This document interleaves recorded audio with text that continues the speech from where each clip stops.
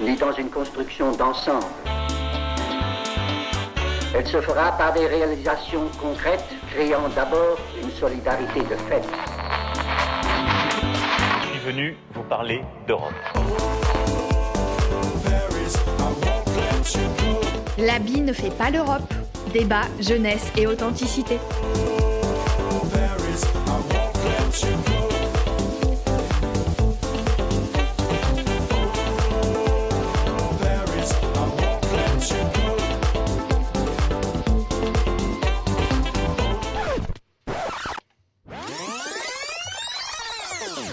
Bonjour à toutes et à tous, on se retrouve pour L'habit ne fait pas l'Europe. Je suis Gwen Taburet, étudiante à Sciences Po Strasbourg et responsable média adjointe aux Jeunes Européens de Strasbourg. On va passer une heure ensemble durant laquelle on va déconstruire les clichés sur l'Union Européenne. On regarde ce qu'il y a de vrai, de faux, on débat, on s'engueule. Bref, on passe du bon temps comme un bon vieux repas de famille avec tonton Gérard et Tati Claude. Et aujourd'hui, on aborde un thème majeur d'une des grandes politiques de notre maison européenne, la politique agricole commune, a.k.a. la PAC. Et nos chroniqueurs en plateau aujourd'hui respire l'envie d'en débattre, tous ensemble. Alors, Théo Boucard, responsable média aux Jeunes Européens de Strasbourg, va nous parler actu européenne durant la revue de presse. Bonjour Théo. Bonjour Gwen, bonjour à tous. Rémi Jabet, volontaire en service civique au pôle média des Jeunes Européens de Strasbourg, est également avec nous en plateau pour commencer loin l'Europe. Salut Rémi. Salut Gwen. Elle est intelligente, piquante et juste. Johanna Schwartz, volontaire en service civique à Radio Arc-en-Ciel, est présente aujourd'hui pour la grande méchante interview. Bonjour Johanna. Hello. L'avocat du diable change aujourd'hui de tête. Il s'était simplement contenté d'écrire la chronique la dernière fois, mais il nous fait enfin l'honneur d'être en plateau aujourd'hui, et c'est pas trop tôt. Martin de Vautchambord, chevalier parmi les chevaliers, tu illumines nos journées depuis plus de 6 mois aux Jeunes Européens en tant que volontaire en service civique au pôle Europe par les jeunes. Salut Martin. Wow, salut à tous. Que de compliments ce matin. Et nous avons véritablement le plaisir d'accueillir aujourd'hui sur notre plateau une personnalité politique européenne fièrement attachée à l'Europe et à ses valeurs. Bonjour Anne Sander. Bonjour à tous. Vous êtes députée européenne sur la liste du Parti populaire européen, donc pour faire simple, la droite, depuis 2014, et vous siégez à la Commission Agriculture et Développement durable. On va pouvoir donc parler ensemble des enjeux de la PAC, des potentialités de sa réforme et aussi de ses nombreux blocages. Alors Madame Sander, je vous pose la question, pouvez-vous en quelques mots nous dire pourquoi nos auditeurs doivent s'intéresser à ce sujet qu'est la politique agricole commune ?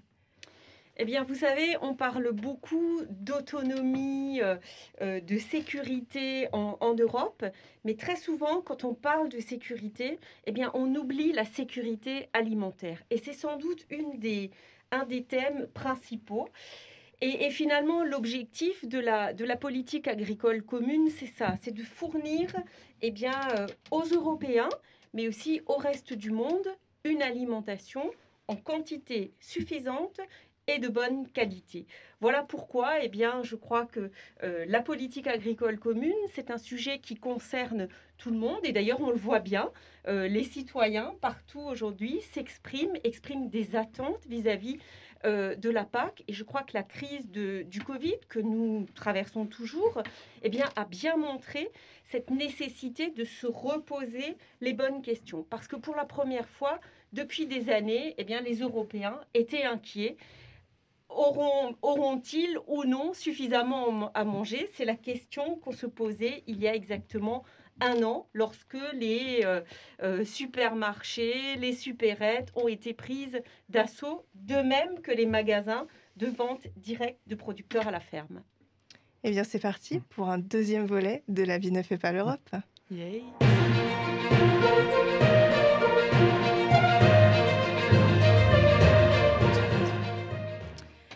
Alors, je vais tâcher d'être concise et de ne pas endormir vos esprits parce que parler des paysans, des campagnards ou des cutéreux quand on ne vient pas directement de la terre, cela peut sembler un peu éloigné de nous et de nos petites préoccupations matérialistes et égocentriques de petits citadins pédants que nous sommes. Ah, pour toi. Mais encore aujourd'hui, les agriculteurs représentent l'un des fers de lance de notre économie parce que c'est eux qui produisent le lait que nous buvons le matin avec nos céréales tout droit sorties des champs, qui font pousser nos légumes de bobos végétariens, qui font grandir les bêtes qui seront la viande que nous mangerons à midi. Et ces nobles professions méritent d'être célébrées et nous devons nous préoccuper de leur sort. Car oui, comme vous le savez, ce secteur va mal. Pénibilité et charge énorme de travail, difficulté à se dégager un salaire, concurrence déloyale, suicide massif. Tout ça couplé à tous les enjeux sociétaux influençant grandement les activités agricoles comme l'environnement ou le souci de la condition animale ou encore la concurrence mondiale, la volatilité des prix. Et bien avec tout ça, on a vraiment du pain sur la planche. Et tous ces éléments de contexte que je viens de vous donner, ils sont incarnés en Europe dans la politique agricole commune. Alors qu'est-ce que c'est que ce drôle de machin ? La PAC, c'est tout simplement le système de distribution des subventions européennes vers le système agricole, pour faire simple. Et il faut se le dire, c'est un gros paquet de sous, c'est plusieurs centaines de milliards d'euros répartis sur 7 ans.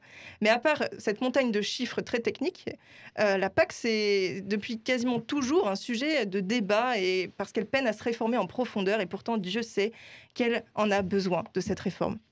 D'un côté, on a certains agriculteurs qui dénoncent ce qu'ils considèrent comme le caractère inéquitable de cette politique, vu que ce sont les grosses exploitations, parfois taxées de surproductivistes, qui reçoivent le plus d'aide au détriment des plus petites exploitations, vues comme étant plus respectueuses de la terre, de l'environnement ou du bétail, qui, elles, seraient par contre moins soutenues.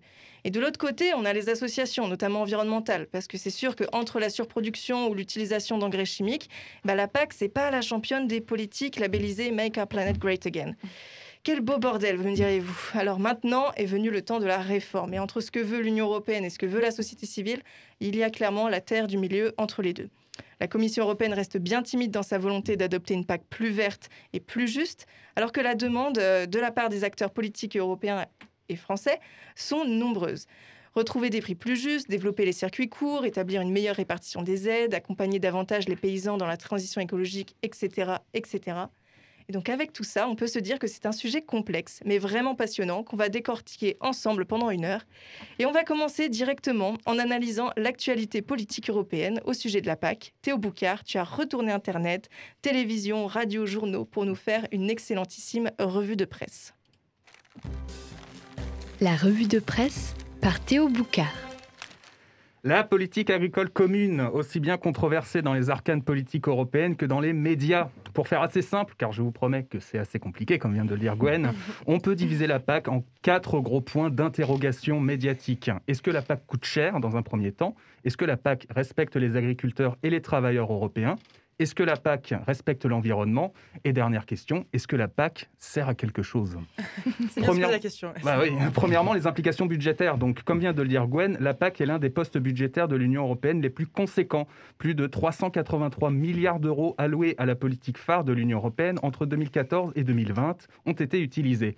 Le nouveau cadre budgétaire de 2021-2027 porte la PAC à plus de 386 milliards d'euros, malgré le retrait britannique de l'Union européenne.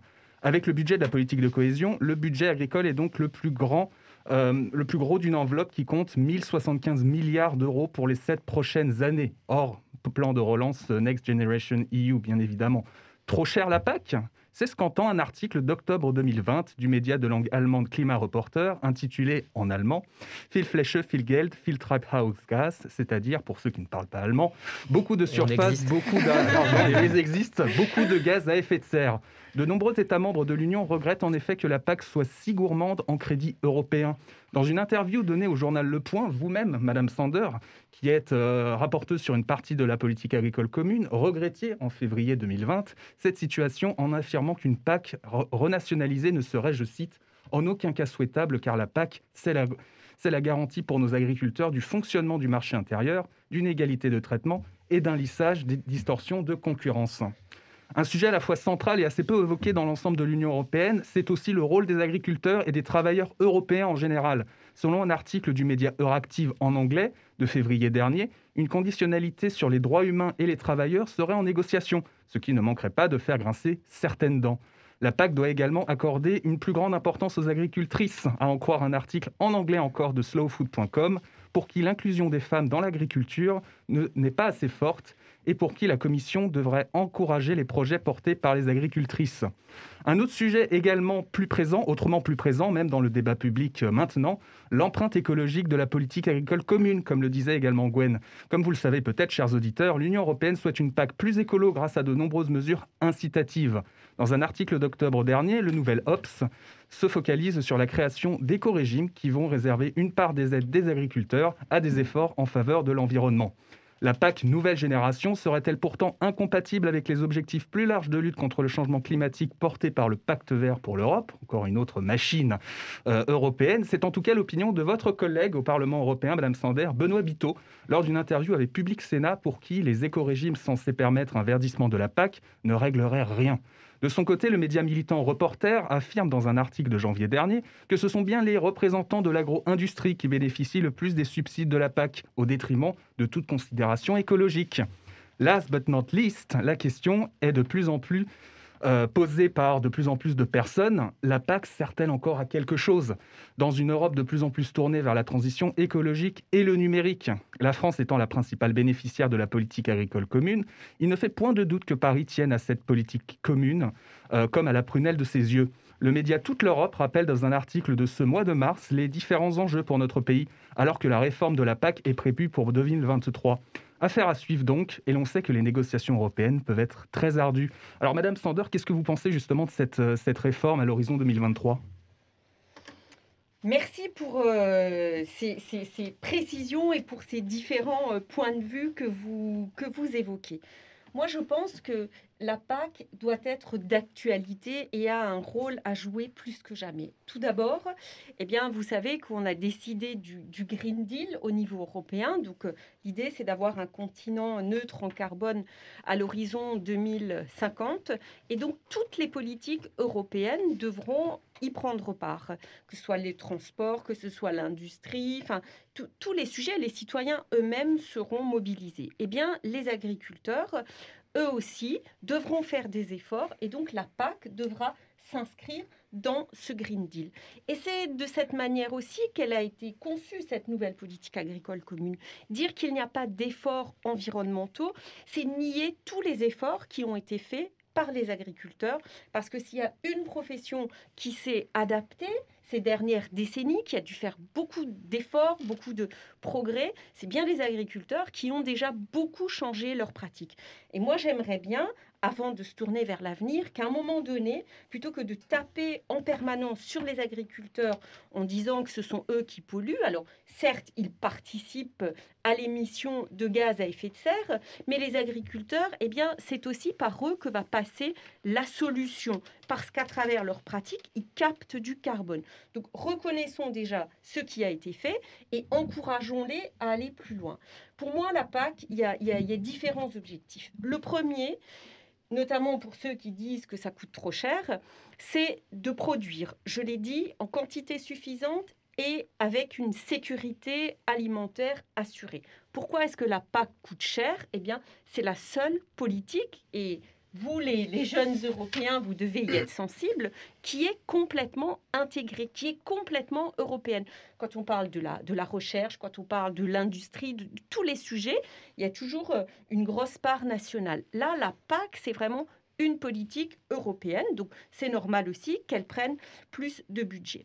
Donc à côté de ce volet alimentaire, moi je milite pour une PAC avec une double performance. Un peu comme les deux faces d'une même pièce. Il doit y avoir une performance économique et une performance environnementale. Et les deux sont intimement liés.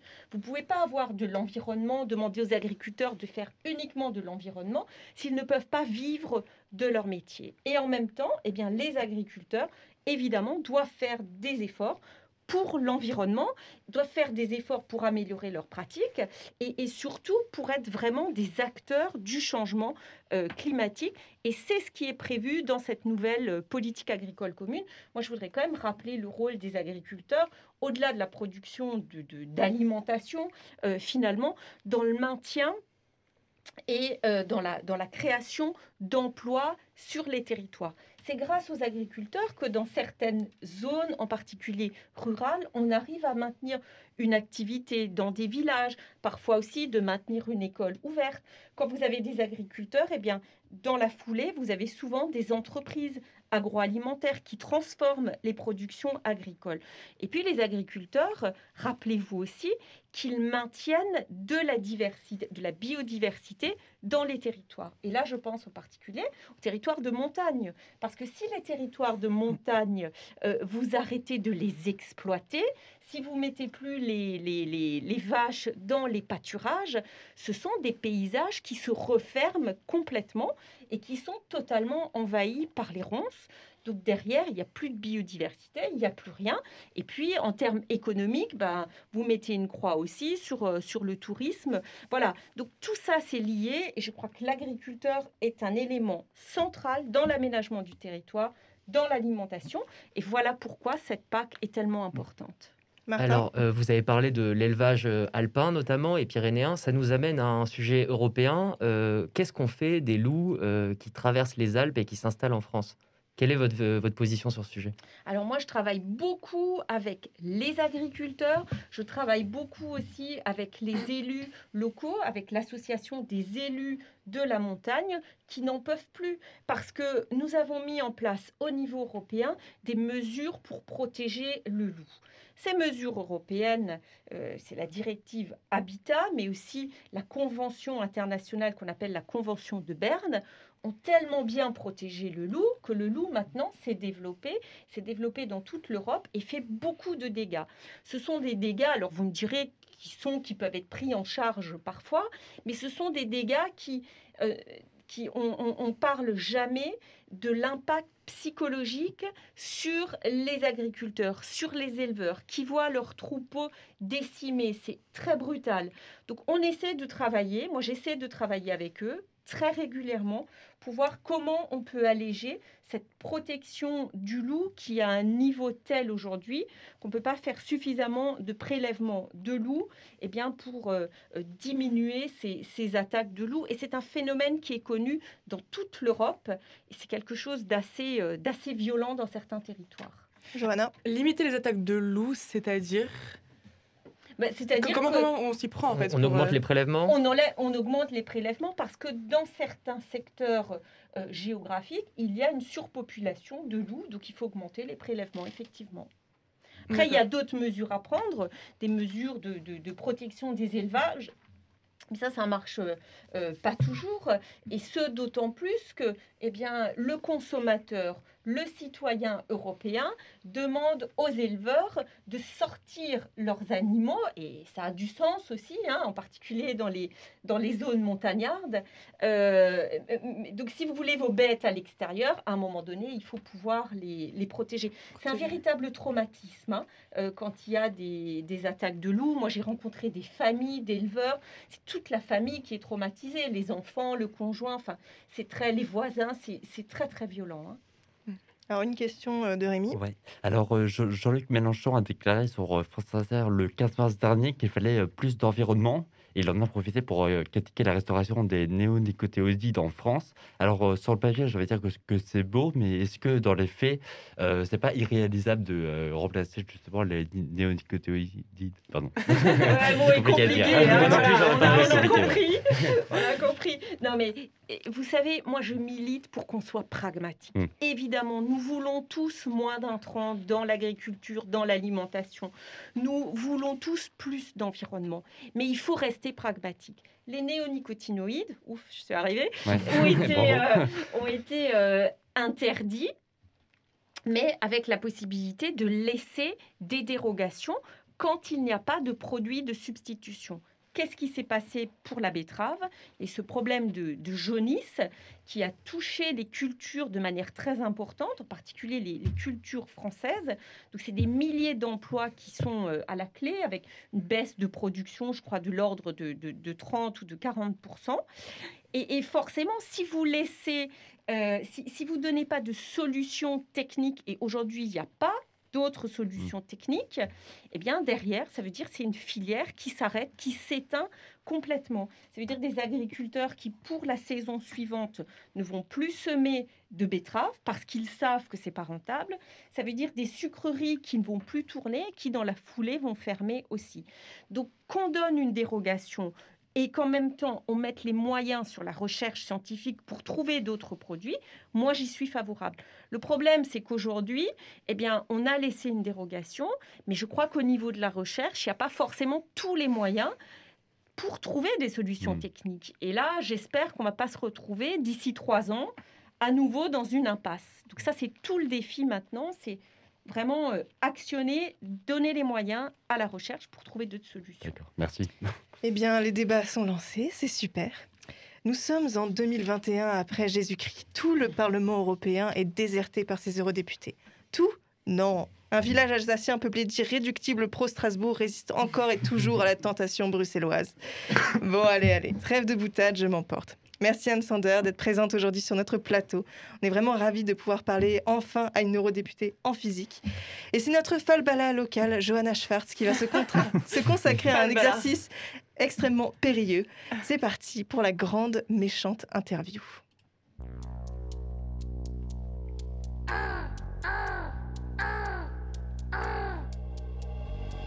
La grande méchante interview.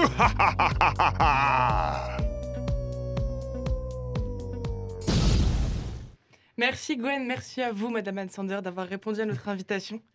Alors déjà, on a appris pas mal de choses grâce à vous, grâce à vos réponses, grâce à la revue de presse de Théo et grâce à toi, Gwen. On a appris notre potion magique. Ah bah là.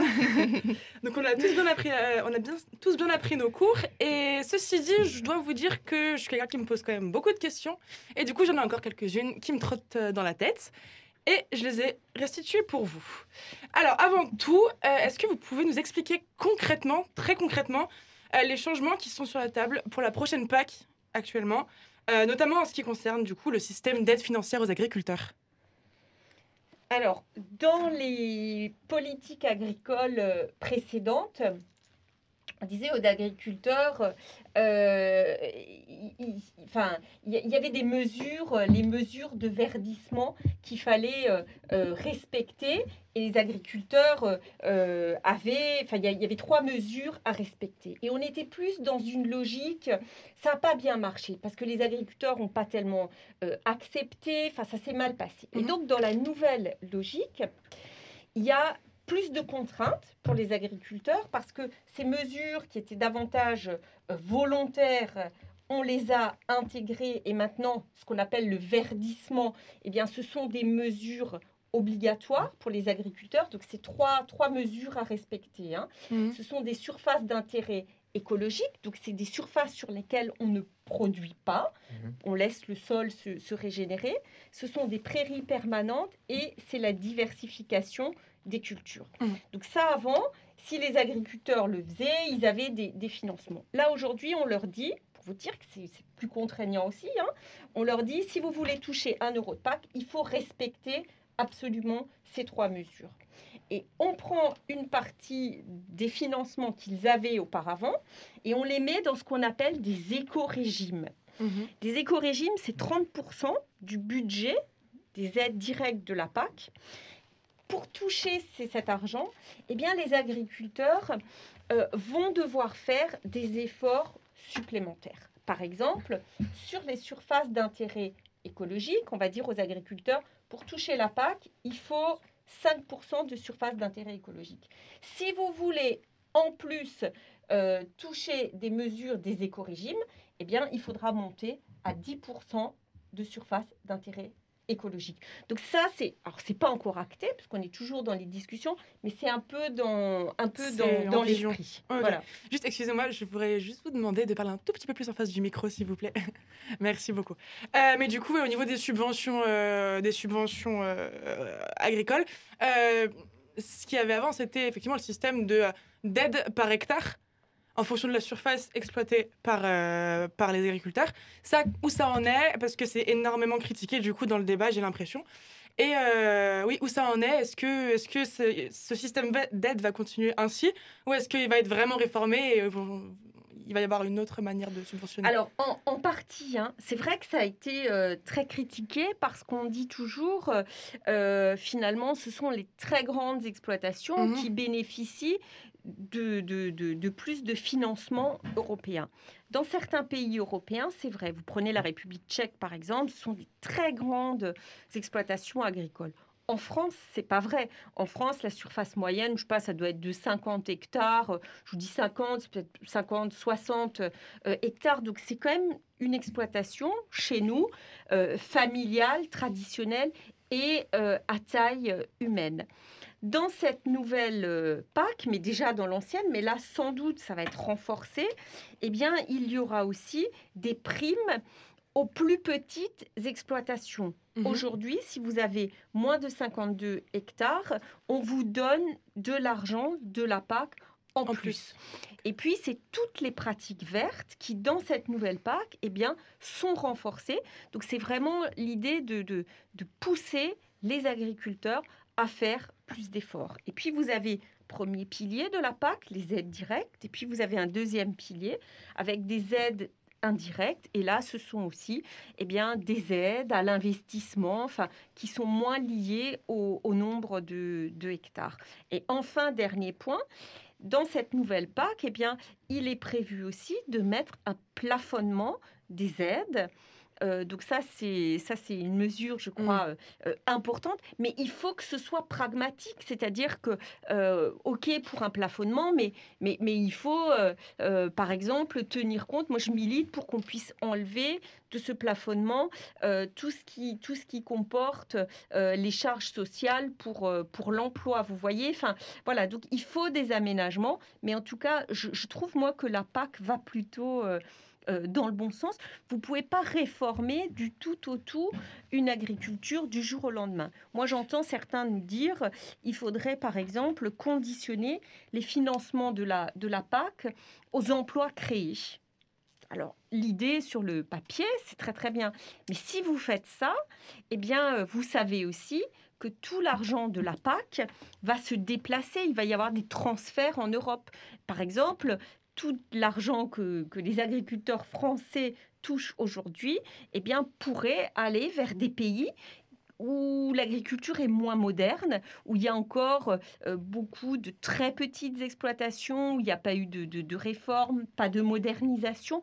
Et moi, je regrette le modèle agricole qu'on doit défendre. C'est un modèle agricole moderne dans lequel on fait des investissements. On rêve tous, on a tous l'image de Martine à la ferme ou de la petite maison à la prairie. Je ne sais pas si ça vous parle encore. Si, bien sûr. Ouais, vous êtes plus jeune que moi. mais vous voyez, aujourd'hui, pour continuer à être pérenne, le monde agricole doit s'adapter. L'agriculteur aujourd'hui, c'est un chef d'entreprise qui s'y connaît en investissement, bien sûr en agriculture, mais qui s'y connaît aussi en numérique, qui a évolué avec son temps. Okay. Donc pour ça, il faut des moyens et on ne peut pas simplement passer un système comme il peut encore y en avoir dans certains pays, très archaïque. Et c'est ça que c'est ça que vous entendez par modernisation de l'agriculture, c'est la numérisation, le passage à la technologie. Ça en fait partie. Quoi d'autre ? Il y a tout le volet aussi, participation du monde agricole dans la réduction des gaz à effet de serre. Aujourd'hui, vous savez qu'il y a toute une discussion sur les crédits carbone. Ouais. Les agriculteurs aujourd'hui sont en mesure, à travers leurs pratiques, de capter des crédits de carbone. Et ça, aujourd'hui, ce n'est pas valorisé. Donc, il faudrait le valoriser davantage. Donc, il y a des pratiques qui commencent à se développer, des exploitations agricoles qui font des bilans carbone et qui sont donc en mesure de capter. Et ça aussi, il faut le rémunérer. Il y a tout l'investissement des agriculteurs dans les énergies renouvelables. Beaucoup de choses sont faites, notamment à travers la méthanisation aussi. Et donc, ça fait des circuits, ça fait de l'économie circulaire où on valorise absolument tous les produits de l'exploitation, tous les produits, tous les coproduits et toutes les pratiques. D'accord. Et au niveau de transition écologique, en France, on en est où par rapport au reste de l'Europe ? Transition écologique de l'agriculture, j'entends évidemment. Je pense que par rapport à certains pays européens, la France est plutôt en avance. Nous avons une habitude en France, c'est généralement de transposer les règles européennes. Donc, quand vous avez une norme, par exemple, environnementale européenne, lorsque cette norme est retranscrite en droit national, la France, généralement, rajoute des contraintes supplémentaires. Alors, c'est vrai en agriculture, mais c'est vrai aussi dans le domaine de l'industrie. Et ce qui fait que notre agriculture, par rapport à d'autres pays européens, est plutôt en avance. Okay. J'aimerais revenir aussi sur cette question de plafonnement du coup, des subventions. C'est vrai que la PAC, du coup, aujourd'hui, est assez critiquée pour être voire trop productiviste. Sauf que pour réussir à avoir un salaire à la fin du mois, les agriculteurs doivent produire toujours plus actuellement et exportent énormément de leur rendement vers l'étranger. Est-ce que c'est réellement encore rentable pour l'Europe et ses agriculteurs d'exporter le surplus, ou est-ce qu'il ne faudrait pas mieux trouver un moyen de plutôt ralentir la cadence ? Moi, je pense que nous, en tant qu'Européens, nous avons aussi cette responsabilité de nourrir le reste du monde. Parce qu'il y a des zones dans le monde où on produit moins facilement, parce que les conditions climatiques ne le permettent pas. Et donc, nous avons cette responsabilité d'apporter à manger, d'apporter des céréales, par exemple, dans certains endroits du monde où il n'y en a pas. Donc cette vocation exportatrice de l'agriculture, moi j'y crois et j'y suis tout à fait favorable. Néanmoins, ça doit là aussi se faire de manière raisonnée. Derrière, ça crée de l'emploi chez nous. Donc ça, il ne faut pas l'oublier.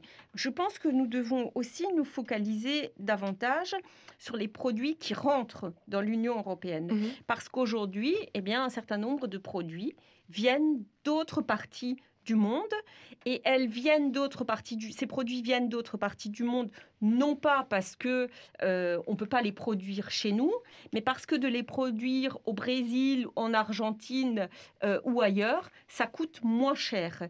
Et là, on a vraiment un problème parce que ce sont des produits qui ne respectent pas ni nos normes parfois sanitaires, ni nos normes environnementales.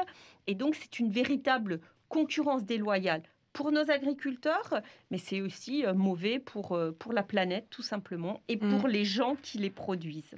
D'accord. Théo, je crois que tu avais une question ? Oui. Pour revenir sur ce côté exportation, on entend souvent que les produits agricoles européens auraient tué un certain nombre de petits producteurs en Afrique ou dans d'autres pays hors Europe. Quel est le lien avec la PAC, justement, et quel est le lien entre le côté productiviste, le côté exportateur, et justement la disparition des producteurs d'arachides au Sénégal, par exemple, ou bien d'autres producteurs qui ne pouvaient pas être compétitifs par rapport aux salves de produits qui venaient d'Europe ? Écoutez, alors il y a peut-être eu des problèmes dans le passé, mais je vois aujourd'hui tous les efforts qui sont faits par l'Europe à travers des investissements dans des pays peu développés, l'ouverture aussi de nos marchés.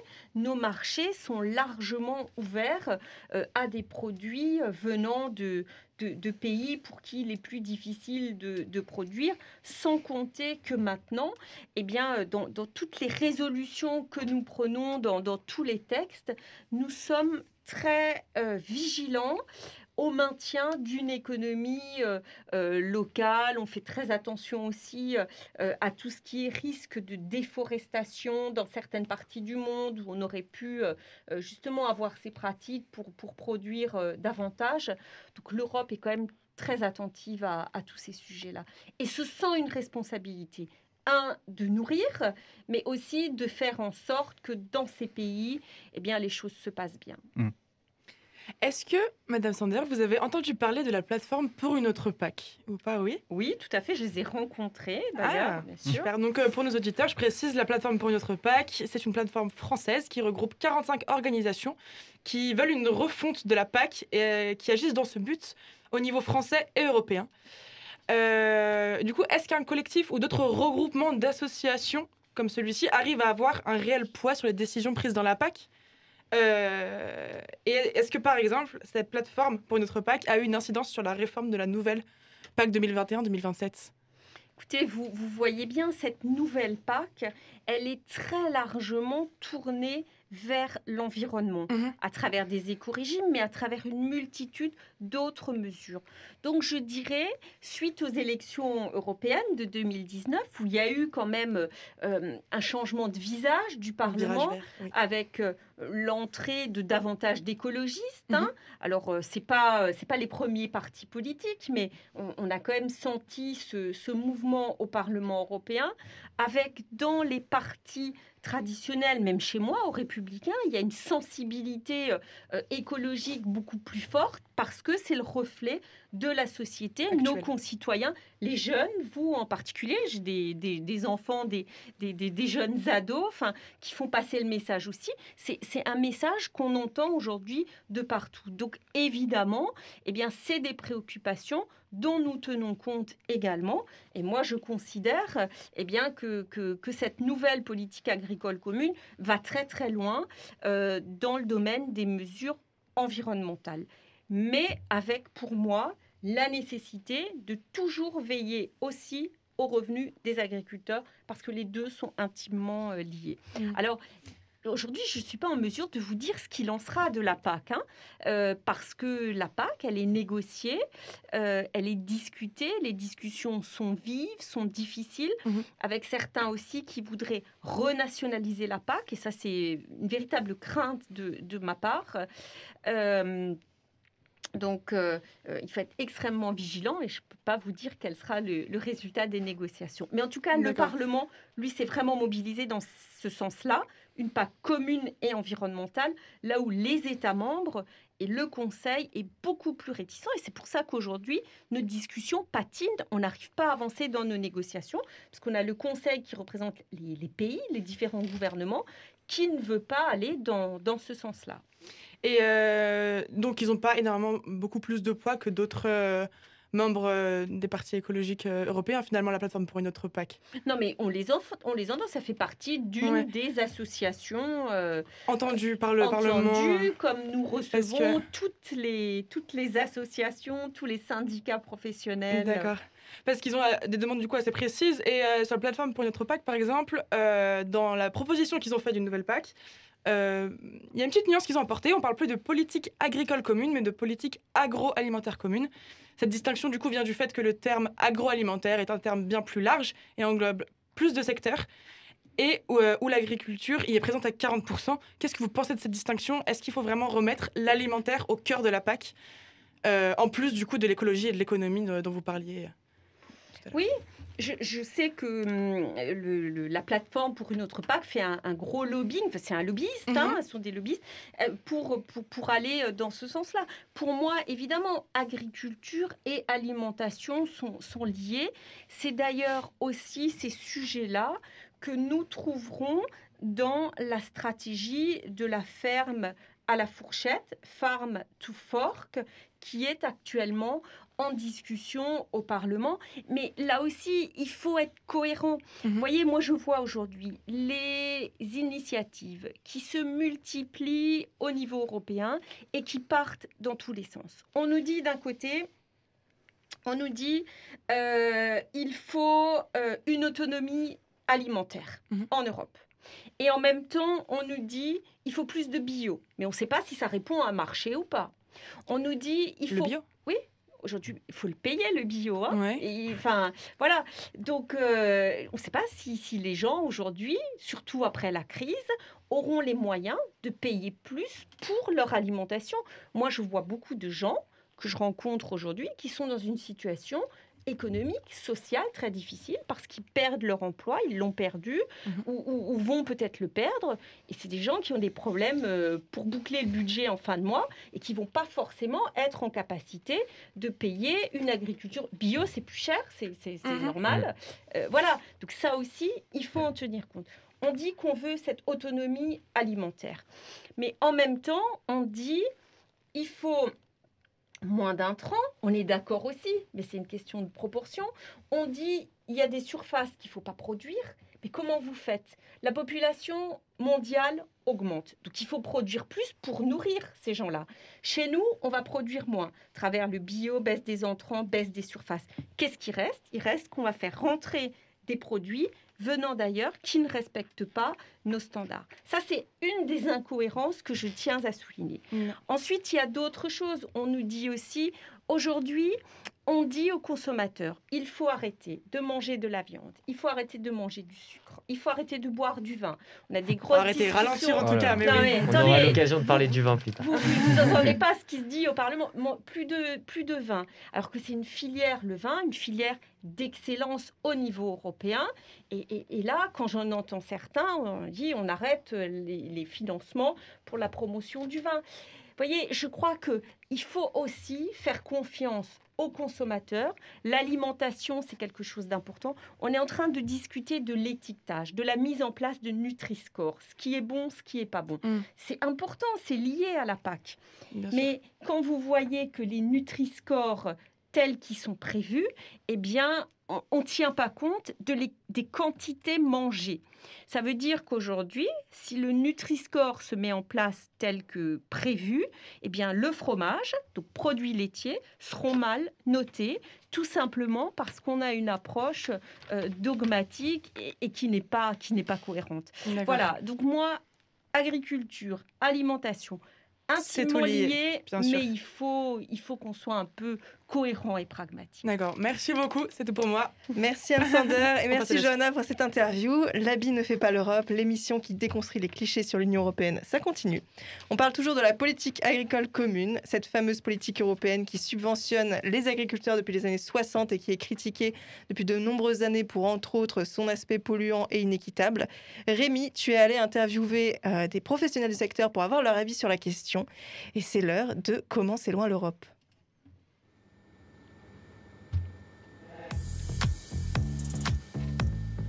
Ici votre commandant de bord, asseyez-vous confortablement dans votre siège, direction ou destination lointaine, l'Europe. Attention au décollage. Comment c'est loin l'Europe ? Cela fait quelques années que la PAC est devenue un sujet que les citoyens se sont de plus en plus appropriés, mais ce serait quand même dommage de parler PAC et pas très juste. Ce serait quand même dommage et pas très juste de parler PAC sans donner la parole directement aux agriculteurs. Alors, on l'a vu, la PAC existe depuis 1962, mais elle a connu plusieurs réformes depuis ces années-là, heureusement, vous direz-vous. Alors, c'est en 1992 qu'elle connaît un véritable virage. C'est en gros la PAC telle qu'on la connaît aujourd'hui, avec bien sûr une évolution depuis. Un des points forts de cette réforme demandait aux agriculteurs de geler une partie de leurs terres pour qu'ils puissent recevoir leurs aides directes, comme me l'a expliqué Benoît Cormand, céréalier de 57 ans. Il vient de Seine-et-Marne dans le 77, où il cultive notamment la betterave, le colza, le blé ou encore le maïs. On demandait aux agriculteurs de geler à peu près 15% de leurs terres, de leur surface cultivée, pour éviter de faire de la production agricole, ce qui était quand même à l'encontre même du métier d'agriculteur. On est passé avec le début de la PAC d'une politique de prix, c'est-à-dire que en gros on était payé en livrant notre blé à un prix défini, qui était défini au niveau européen, à une politique de primes où chaque production a été aidée par le biais, on va dire, de subventions. Elle apporte bien sûr beaucoup de choses. Je pense qu'elle apporte une relative stabilité des marchés, même si aujourd'hui les marchés sont mondiaux, et que j'allais dire, la PAC et l'Europe n'est qu'un maillon dans tous les échanges. On le voit bien. Rien que si on parle du secteur céréalier, les grands acteurs ont aussi changé. Maintenant, la Russie devient un acteur majeur. Vous avez toujours les États-Unis, toujours l'Australie. Donc, l'Europe est au milieu de tout ça. Et je pense que heureusement qu'il y a la PAC pour justement maintenir un certain niveau à l'agriculture européenne. Ce que je voudrais dire en substance, c'est que malgré tout, l'histoire récente de la PAC, mais même en 30 ans en arrière, on se rend compte que les agriculteurs ont souvent été un petit peu une variable d'ajustement des différentes politiques et des politiques agricoles et on le voit bien aussi aujourd'hui des évolutions sociétales. En effet, l'agriculture en Europe évolue et pour cause, la demande en Europe n'est pas tout à fait la même que dans les années 60, 90 ou encore 2020. Il y a de plus en plus de citoyens qui se tournent vers une agriculture bio et de plus en plus d'agriculteurs qui la cultivent. Alors, par ailleurs, les individus qui fondent l'Europe sont de plus en plus attachés à la protection de l'environnement. Il suffit de retourner 2 ans en arrière, en 2019, avec la vague verte qui a secoué les dernières élections européennes. Mais alors, comment concilier environnement et agriculture tout en n'oubliant pas l'économie ? Samuel Ligonière, maître de conférence en économie à l'Université de Strasbourg, nous livre son point de vue d'économiste. Parmi ses travaux, il travaille notamment sur l'efficacité de la politique agricole commune. On l'écoute. L'enjeu entre l'environnement et l'économique, eh bien, là encore, les agriculteurs modifient leur comportement. Là encore, les agriculteurs modifient leur spécialisation et vous avez de plus en plus d'agriculteurs qui se détournent de l'agriculture intensive pour aller vers justement cette démarche de qualité et cette démarche de développement durable. Sans pour autant renier évidemment toutes les vertus et potentiels bienfaits de l'agriculture intensive, on voit bien quand même qu'il y a une tendance vers davantage de bio et vers davantage d'éléments de développement durable. La PAC est là, il faut à tout prix la défendre, mais la PAC doit aussi défendre tous les agriculteurs et surtout toutes les agricultures. Et ne surtout pas opposer les systèmes les uns par rapport aux autres. C'est parfois des débats qu'on entend sur les réseaux sociaux, dans des émissions de télé, où vous avez parfois des gens qui se disent pseudo-spécialistes de l'agriculture et qui prétendent avoir découvert que tel système va être meilleur que l'autre et qu'il faut du coup supprimer tout ce qui se faisait avant. Ça peut être le débat entre le bio et le conventionnel. Voilà, ça c'est, je trouve, des débats qui ne devraient pas avoir lieu. Je pense qu'il y a de la place pour tout le monde à partir du moment où il y a une réflexion économique, une rentabilité économique. Moi, j'ai aucun problème avec ça. Si un producteur bio a, des clients, gagne sa vie, tout le monde est content. Mais arrêtons de dire que le bio va tout faire et va pouvoir sauver toute l'agriculture européenne. Donc cela peut être une bonne chose pour les agriculteurs qui vont justement se spécialiser, en tout cas qui vont s'afficher davantage dans ces thématiques, avec les différentes vertus que l'on connaît, mais pour autant cela ne veut pas pour autant dire que les autres agriculteurs qui ne vont pas tout de suite vers ces préceptes, vers ces idées, vont se retrouver en faillite. Vous avez toujours la PAC qui existe, vous avez toujours une indemnité en fonction du nombre d'hectares que vous possédez. Donc il y a toujours quand même un volet économique à la PAC, et ce n'est pas simplement purement une logique environnementale qui gouverne la PAC. La PAC est de plus en plus verte, on parle même maintenant de PAC verte, il y a un volet verdissement de la PAC qui est très important, mais pour autant, on ne force pas l'ensemble des agriculteurs à aller vers des démarches de développement durable. Mais attention à ne pas opposer l'agriculture bio et l'agriculture conventionnelle. Comme l'a rappelé le céréalier Benoît Cormand, la PAC doit défendre toutes les agricultures et tous les agriculteurs. Alors l'autre volet important de la réforme de la PAC, c'est de donner davantage de liberté aux pays de l'Union européenne. Jusqu'à aujourd'hui, la PAC était appliquée de la même façon à tous les États membres, mais avec la nouvelle réforme qui arrive, chaque État aura davantage de liberté. Mais qu'en pense le céréalier Benoît Cormand et l'économiste Samuel Ligonière? Vous allez voir, deux avis s'opposent sur cette question. Quand on pense à l'agriculture en France, ce n'est pas du tout la même chose que l'agriculture en Espagne ou l'agriculture en Italie ou dans les pays d'Europe de l'Est. C'est assez logique que, vu la diversité de ces pays, eh bien, qu'on leur permette justement d'avoir plus de diversité. C'est utile pour les États d'avoir une politique agricole commune diversifiée. C'est utile par rapport à leur structure économique, par rapport à leur tissu productif, mais c'est également utile par rapport aux politiques économiques, car le poids de l'agriculture est différent dans ces différents pays. Il faut avant tout éviter des distorsions de concurrence, et surtout des distorsions de concurrence entre les États membres. L'exemple vraiment du moment qui me vient à l'esprit, c'est, on a beaucoup parlé du glyphosate. Alors, je ne parle pas du glyphosate sur le fond, mais ce que je dis, c'est que il y a une décision franco-française qui a été prise à un moment donné de dire, voilà, on va interdire le glyphosate à partir de telle année. Sauf qu'il n'y a pas eu de concertation avec les autres pays européens. Et interdire une molécule comme ça sans avoir de solution de substitution, c'est remettre en cause des systèmes agricoles. Je pense en particulier à l'agriculture de conservation, qui est toute une démarche, qui utilisent forcément du glyphosate, mais à des doses qui sont totalement, maîtrisées. Et donc, dire d'autorité, on va supprimer ça, c'est déjà, si tout ça, ça n'est pas fait en bonne concertation avec ses voisins, c'est se mettre déjà dans une infériorité technique et économique par rapport aux autres. On a connu la même chose avec les néonicotinoïdes, donc un traitement de semences pour les betteraves, où l'année dernière, ce traitement a été supprimé. Morale de l'histoire, on a eu une récolte de betteraves qui a été totalement catastrophique, jusqu'à mettre en péril toute une filière, la filière betteravière. Donc depuis, il y a eu un rétro-pédalage, effectivement, par rapport aux autorités françaises pour sauver la filière et remettre ça pour 3 ans. Mais vous voyez, ça c'est vraiment typiquement le problème. si on veut réconcilier et faire que la PAC fonctionne bien, qu'elle soit bien acceptée aussi par les producteurs, il faut que les agriculteurs aient l'impression d'être traités d'égal à égal avec tous leurs collègues européens. Et merci beaucoup à Benoît Cormand et Samuel Ligonière de m'avoir accordé un peu de leur temps pour répondre à mes questions. L'intégralité de ces 2 interviews sont à retrouver sur notre chaîne YouTube L'habit ne fait pas l'Europe. Et oui, l'horloge tourne, je ne pouvais malheureusement pas diffuser l'intégralité de leurs propos. Alors, juste avant de clore ma chronique, Gwen, j'espère que nous ne sommes pas trop à la bourre. Un peu, mais ça va le faire. J'aimerais que Anne Sander vous répondiez à l'interrogation que se pose Benoît Cormand. Écoutez. Il y a eu pas mal de débats sur des produits autorisés en Espagne qui ne l'étaient plus en France.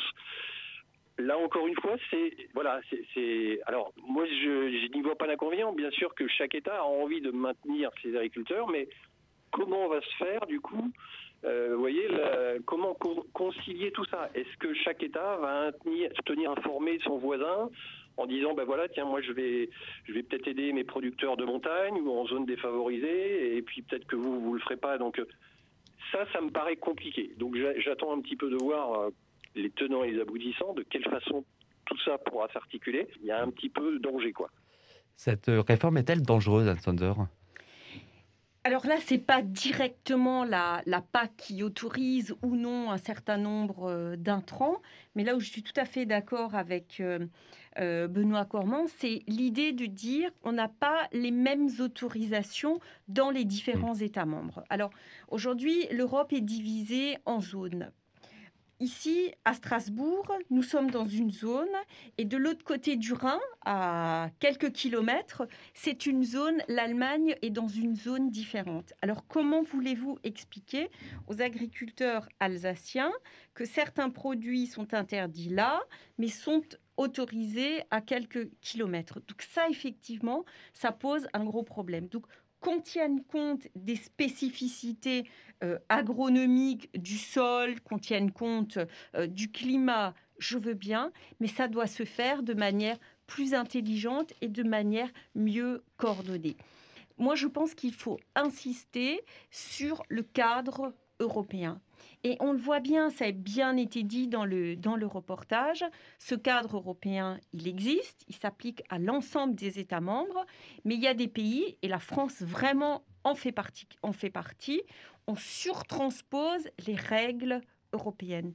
Donc autoriser, interdire chez nous en France un certain nombre de produits, mais par contre, ce qu'on fait aussi, c'est qu'on autorise des produits venant d'autres pays européens qui ont été produits avec ces intrants, on les autorise chez nous. Un exemple, la cerise.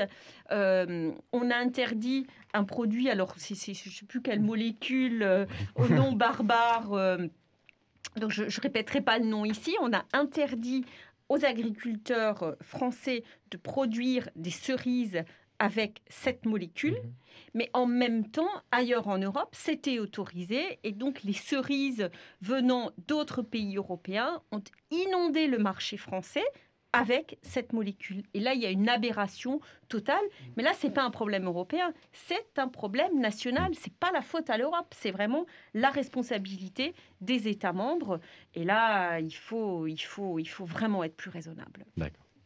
La team de L'habit ne fait pas l'Europe est toujours en action et on parle aujourd'hui de la politique agricole commune avec Anne Sander, députée européenne, qui guide les brebis égarées que nous sommes dans le labyrinthe européen vers le savoir et la connaissance. C'est beau ce que je dis. Magnifique. Depuis le début de cette émission, on a parfois été clément avec cette bonne vieille PAC, même si on la critique quand même beaucoup.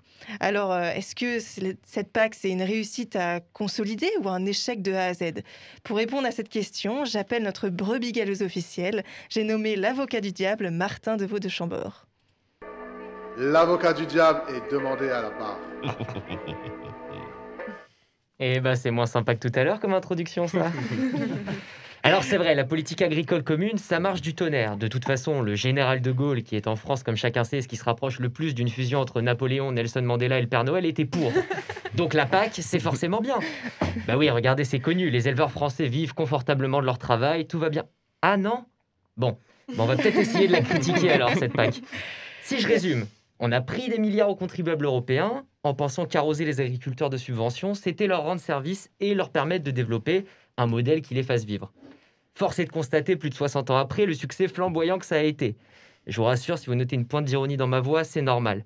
Plus sérieusement, à qui profite le crime, à qui profite la PAC ? Peut-être aux amis d'enfance et à la famille de Viktor Orban, le Premier ministre hongrois, dont le pays leur a comme par hasard cédé des milliers d'hectares et les subventions qui vont avec. Ou alors à Andrej Babis, le président du gouvernement tchèque, qui est aussi le fondateur du plus grand groupe agroalimentaire de son pays, à qui il a décidé, mais attention, en toute honnêteté, de verser 40 millions d'euros de subventions européennes. Résultat, la Commission réclame qu'il en rembourse 17. C'est ballot, hein. Encore une chose, parce qu'il faut être honnête, tout l'argent ne part pas forcément pour financer les amis d'autocrates. Il arrive qu'une petite partie de cette manne se retrouve par chance dans les poches des agriculteurs. Vraiment ? Alors oui et non. Si on regarde de plus près, on se rend compte que ce sont surtout les céréaliers et les éleveurs qui sont aidés. À l'inverse, les activités viticoles, par exemple, bénéficient de peu de subventions. Mesdames, messieurs, l'heure est grave. Bah oui, enfin, on parle du pinard, l'âme de la France. Là, je peux vous dire que le fils de Napoléon et Mandela, il se retourne dans sa tombe à Colombey. Avec le Covid, les Français n'ont jamais autant picolé que depuis la Libération et on n'encourage pas la filière. Alors, les plus clairvoyants d'entre vous auront sans peine décelé un complot des Allemands, Belges, Néerlandais et autres amateurs de bière. Toujours est-il que dans les faits, les secteurs viticoles français, espagnols ou italiens sont désavantagés par rapport au houblon et au blé. Tu parles d'une redistribution nord-sud. Quand on y pense, le fait qu'autant de choses aillent de travers est logique. Les États membres disposent d'une grande latitude pour distribuer ces fonds et surtout, la PAC a été imaginée en 1957 pour une Europe de l'Ouest en pleine reconstruction et qui n'était sortie des tickets de rationnement que depuis 8 ans. Depuis, la communauté européenne des 6 est devenue l'UE des 27. Notre continent a bien changé, mais la PAC, elle, est toujours là. Bien que la question paraisse légitime, peu nombreux sont ceux qui remettent en cause le fait de continuer à encourager artificiellement la surproduction de denrées alimentaires. Ce qui interpelle d'autant plus maintenant que le continent compte plus de victimes du diabète ou de l'obésité que de la malnutrition. Alors je pose la question à tous nos concitoyens qui consomment de la nourriture, soit 100% d'entre eux si mes calculs sont exacts. Enfin, j'espère. N'en avez-vous pas marre qu'on mette de la politique dans votre assiette ? Ça a été dit, les agriculteurs sont au fil des années malheureusement devenus une variable d'ajustement. Bah oui, un bouseux, il faut lui expliquer comment faire son travail, sinon il ne comprend pas. Le groupe des écologistes gagne 20 € députés par rapport à la dernière élection, il faut une PAC verte. Donc, si demain les ultra-conservateurs disposent d'une majorité absolue, on fera attention à ne pas donner des aides aux agriculteurs qui ont recours à la PMA et la GPA. Bah, je sais pas, je demande, puisque l'agriculture est visiblement devenue l'otage de querelles partisanes. Et oui, je ne vous apprends rien en vous disant que toute subvention sert des intérêts politiques et idéologiques. D'ailleurs, beaucoup de politiciens ne s'en cachent pas et justifient l'existence de la PAC par la nécessité de respecter certains modèles idéologiques tels que l'agriculture dite biologique. Or, dans une économie de marché comme celle de l'Union européenne, il appartient à chaque consommateur de choisir le ou les modes de production qu'il veut soutenir à travers ses achats. Avec les subventions, l'Union se substitue aux citoyens en détournant leur pouvoir d'achat. Chacun devrait pourtant être libre de décider quelle consommation lui convient le mieux. Et c'est quelque part assez infantilisant que des institutions publiques décident à notre place de ce qu'il faut qu'on déjeune. Alors ma question, Madame la députée, elle est simple. Quand est-ce qu'on arrête de prendre les citoyens européens pour des enfants incapables de choisir comment se nourrir ? Je suis presque d'accord avec vous parce que je vous le disais tout à l'heure, c'est vrai qu'en termes d'exigence aujourd'hui, on va très très loin en disant plus de viande, plus de vin, plus de sucre, pas de sel, pas de nitrite, pas de charcuterie, etc. Et là, je crois que les responsables politiques devraient avoir un discours plus modéré et moins infantilisant vis-à-vis de la population. Sur ce que vous avez dit, je voudrais quand même rebondir sur deux choses, sur le vin et sur les soupçons de détournement d'argent de la PAC. C'est pas que des soupçons pour Andrej Babis. Pas que des soupçons, tout à fait. Et j'ai des amis parlementaires européens qui sont allés sur place en République tchèque et qui ont eu beaucoup de mal à faire leur travail parce que M. Babiš les en a empêchés. Et voilà pourquoi aussi, dans cette nouvelle PAC, nous essayons de mettre en place des mesures pour qu'il y ait davantage de transparence et pour être sûr que la PAC aille bien à l'agriculteur et pas à des sociétés, à de grosses sociétés multinationales et où il y a différentes filiales et on ne sait pas qui est le bénéficiaire final. Mais ça, je peux vous dire, c'est une demande du Parlement européen, c'est un combat du Parlement européen. Mais pour négocier, eh bien, nous avons face à nous des États membres, un Conseil qui refuse d'aller dans ce sens. Et donc là aussi, les négociations sont très difficiles. Sur la question du vin, moi je voudrais saluer la filière viticole qui a connu beaucoup de difficultés la dernière année parce qu'il y a d'abord eu les taxations, la taxe américaine. Et puis, c'est un secteur qui a beaucoup souffert de la pandémie du Covid. Et c'est une filière d'excellence parce que c'est une filière qui fait notre fierté à l'international. On exporte beaucoup de vin, ça crée beaucoup d'emplois chez nous. Et c'est surtout, ce sont des filières qui se sont très, très bien organisées. Et aujourd'hui, on évoquait ce qui manque dans la PAC, ce qu'il faut faire. On a beaucoup parlé d'environnement, mais on n'a pas parlé de l'organisation des filières agricoles. Et ça, c'est un des points sur lesquels on essaie aussi d'avancer dans cette nouvelle politique agricole commune en disant aux filières, organisez-vous mieux pour peser aussi face à la distribution, etc. Et la filière vin est une filière qui peut servir de modèle, comme les fruits et légumes, eh bien, à d'autres filières. Et on continue de s'interroger, de discutailler et de s'engueuler dans l'habit ne fait pas le rock. Mais pour l'instant, on ne s'est pas engueulé. On est sage. Je vous rappelle le thème du jour, le foin, le bétail, les tracteurs et le fumier et tous les petits sous qui permettent à ce secteur majeur en Europe de fonctionner. On parle aujourd'hui de la PAC, la politique agricole commune, et on tente de dénouer le vrai du faux avec nos formidables chroniqueurs en plateau et notre grande invitée, Anne Sander, députée européenne PPE, membre de la Commission de l'agriculture et du développement durable au Parlement européen. Alors le temps presse les amis, ça fait quand même un bon moment qu'on est ensemble, mais je connais bien l'efficacité de Madame Schwarz dans son travail. Johanna, je te donne 1 minute, pas plus long. Ça va. Mon petit papillon, t'as 1 minute ou 2 minutes? Pas plus long. Merci Gwen. Alors on va faire rapidement. Donc pour ma deuxième toute petite interview, j'aimerais, si vous me le permettez, Madame Sander, faire appel à votre spontanéité. Je vous explique le principe en 10 secondes, pas plus long. Je vais vous proposer 2 choix et vous devez en choisir un. Voilà. Par exemple, si je vous dis tacos ou kebab, vous me répondez Kebab. Allez, le principe est compris. J'aurais pas choisi ça, mais c'est pas grave. Le principe est compris, on y va. Vous êtes prête ou pas? Prête. Ok, vous inquiétez pas, il n'y a qu'une seule question piège, promis. Bruxelles ou Strasbourg? Strasbourg. 27 ou 28? 27 aujourd'hui. Balkan hors note Balkan? Balkan. Ça dépend. Balkan aujourd'hui, mais Balkan pas plus. D'accord. Dans la politique agricole commune, harmonisation ou distinction? Pas aussi simple. Entre les deux. Ok. Bon. C'est le joker. Voilà. Glyphosate ou pas glyphosate? Glyphosate quand il n'y a pas le choix. Économique ou politique? Économie ou politique, pardon. Politique, ça fait de l'économie aussi. Mauvaises herbes ou coquelicots? C'était une question piège. Les coquelicots sont de mauvaises herbes. Alors, au niveau de la PAC, échelle européenne ou échelle locale? Échelle européenne. Et par rapport au DROM, hors Union européenne ou intra-Union européenne? Intra-Union européenne. C'est tout pour moi. Merci beaucoup. C'était rapide, j'espère. Et merci Anne Sander et merci Johanna pour ce minute pas plus long. Vous avez été parfaite, je dois dire.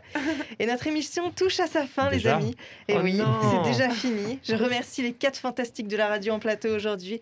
Théo, Martin, Rémi et Johanna. Merci beaucoup à vous. Merci, merci encore. Merci à vous. Et merci encore une fois à Anne Sander. Je ne l'ai pas assez dit aujourd'hui. C'était vraiment super intéressant comme dialogue. Merci à vous. Et je finirai par une toute petite question et ce sera le mot de la fin. Entre nous, Madame Sander, quand est-ce qu'on peut imaginer que les députés européens vont enfin revenir sur Strasbourg et pas simplement pour déguster une bonne flamme cuche place Gutenberg?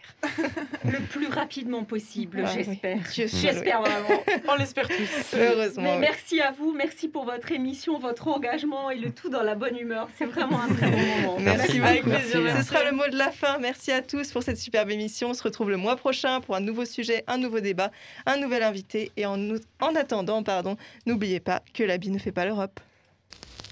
L'Europe ne se fera pas d'un coup, ni dans une construction d'ensemble.